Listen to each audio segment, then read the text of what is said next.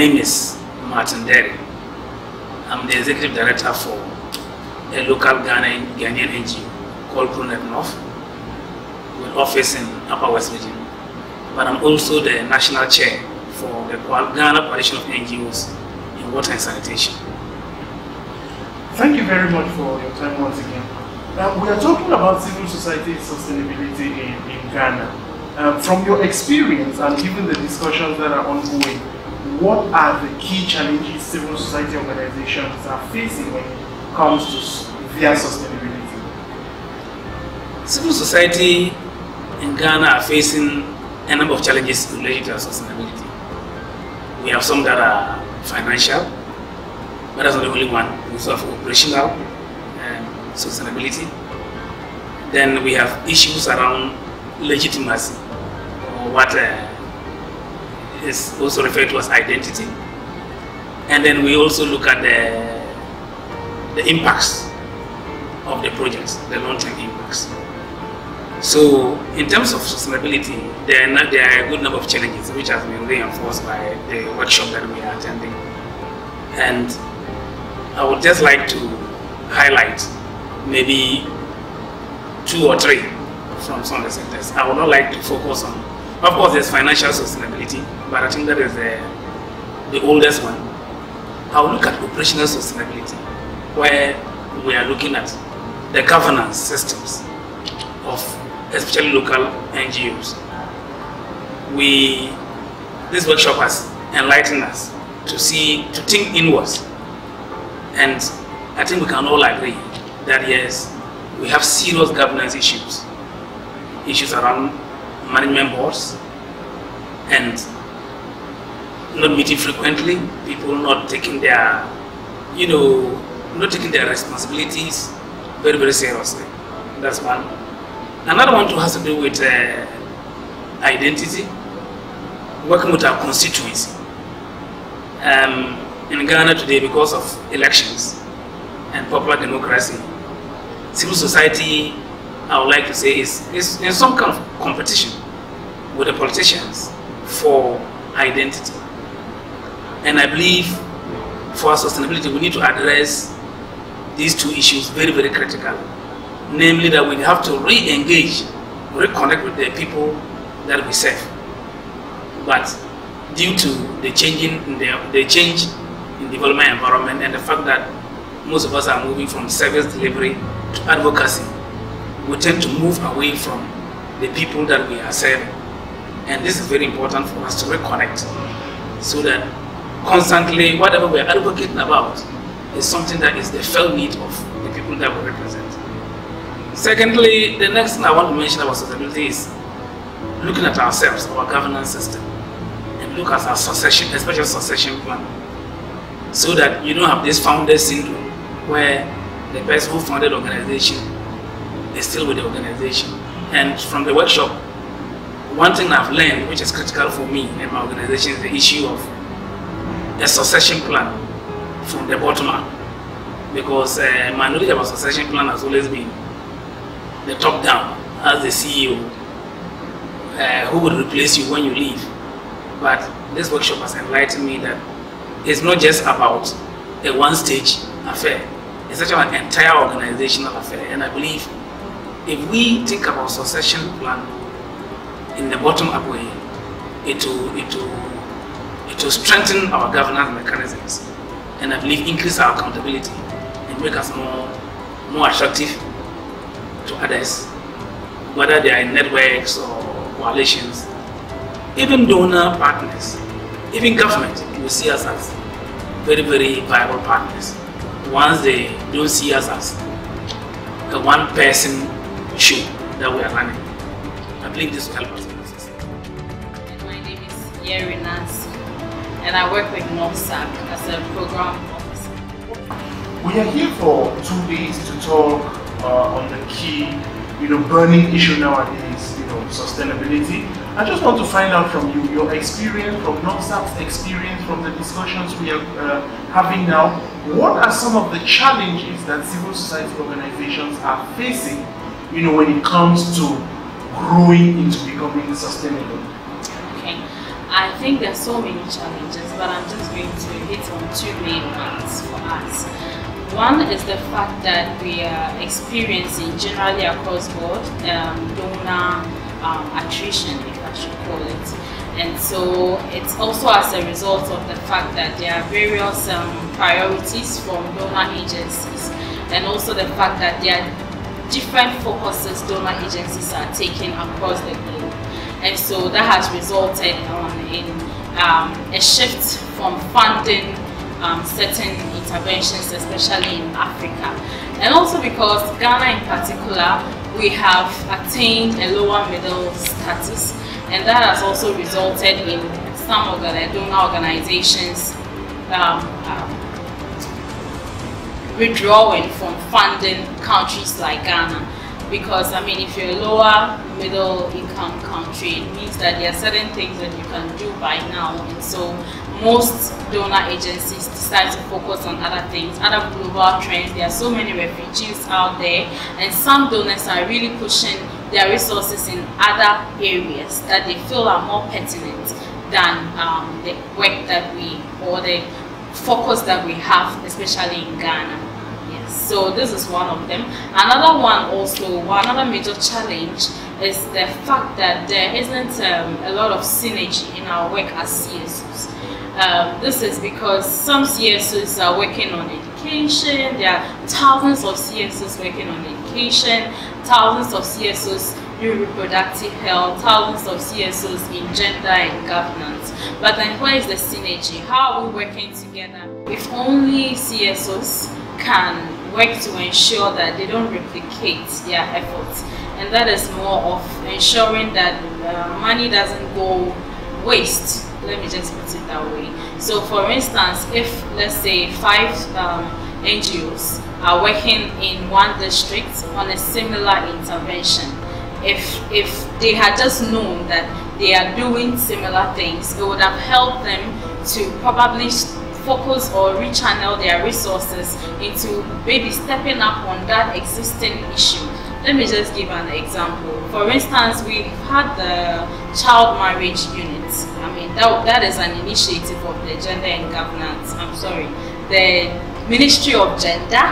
And what they are doing is to coordinate efforts of various CSOs across the country, and then bringing together what is happening on child marriage, who is doing this intervention, and what is happening here. With such data, with such information, it's easy to know that, okay, this NGO has been able to do this and that here, this has been able to do this and that here, and so we don't replicate efforts. Maybe the money would have been channeled to do other things or build up on probably moving away from child marriage, building up on maybe adolescents, reproductive health, something else. And so if NGOs are able to synergize, if we're able to find different platforms that we can bring together our work, begin to analyze what we are doing and see where we can re-strategize. I think it would also help people to see that, okay, in Ghana this is what they are doing, and then it will be able to attract some different level of donor support to help us advance the work we are doing as CSOs in the country. So it's very necessary as CSOs for us to synergize, and that is something that is not happening very well now. I mean, currently there are some CSOs that are forming coalitions, there are networks that are coming together, and then people are still finding challenges in that, as we're discussing. But I think that is more of the way to go, and on and on and on. If we are able to build such networks, if we're able to build consortiums, coalitions, it will help us to build that synergy and also reduce drastically duplication of work. Yes.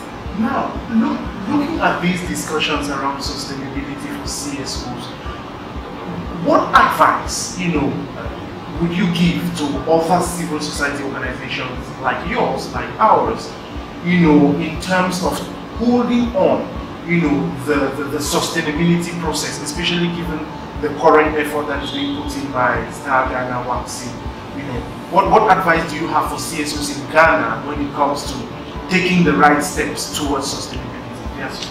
Okay, so one of the major things that as NORSAC as an organization what we are currently exploring, and from discussions in there, it's something that everyone is trying to push into, is to see how we can move more into social enterprising.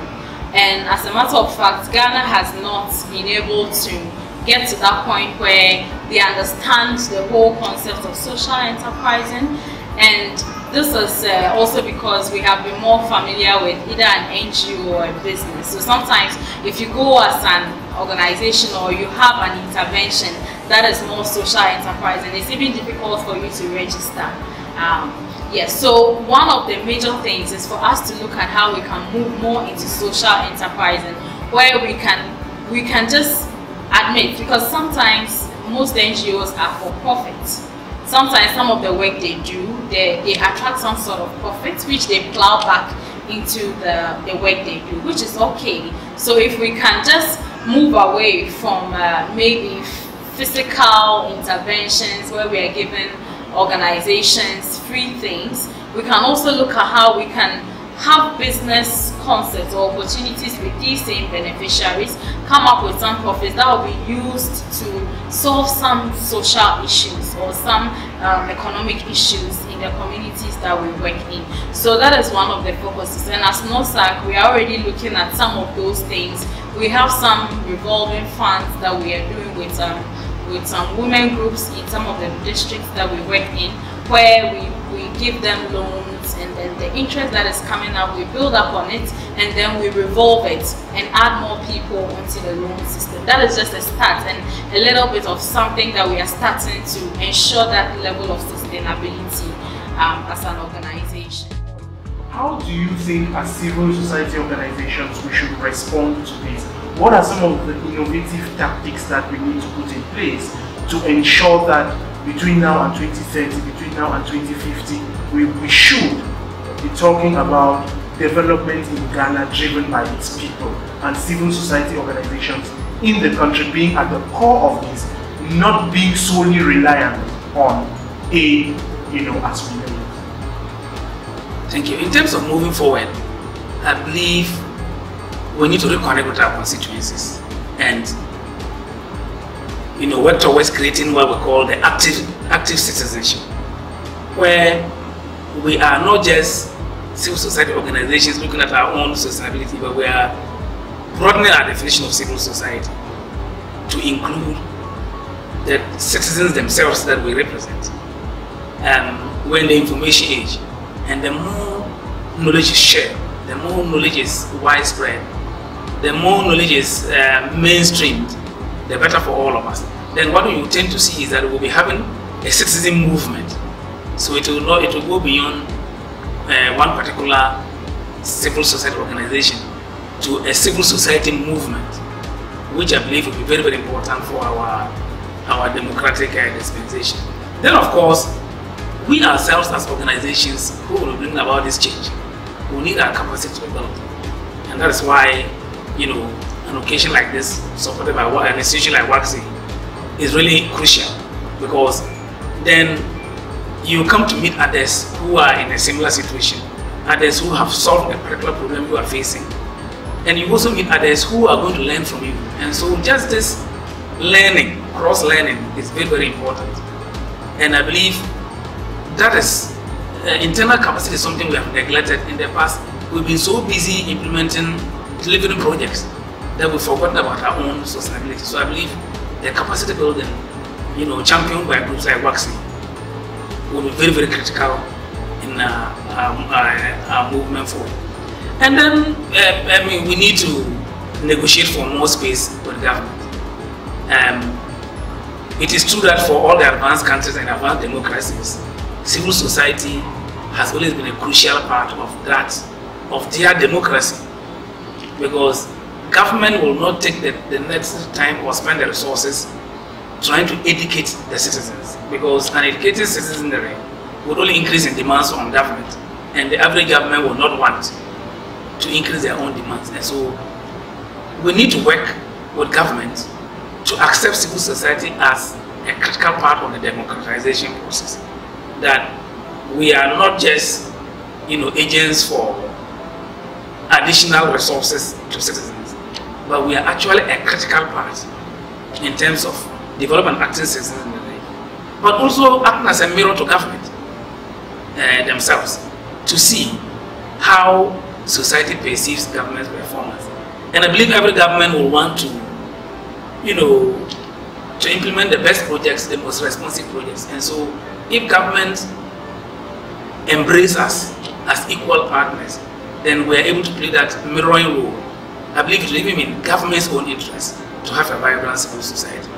So in terms of the way forward, I am very, very hopeful that if we work in alliances, if we do the necessary networking, if we get the necessary capacity, and we accept some rules and guidelines for our own operations, I believe the future will be bright for us.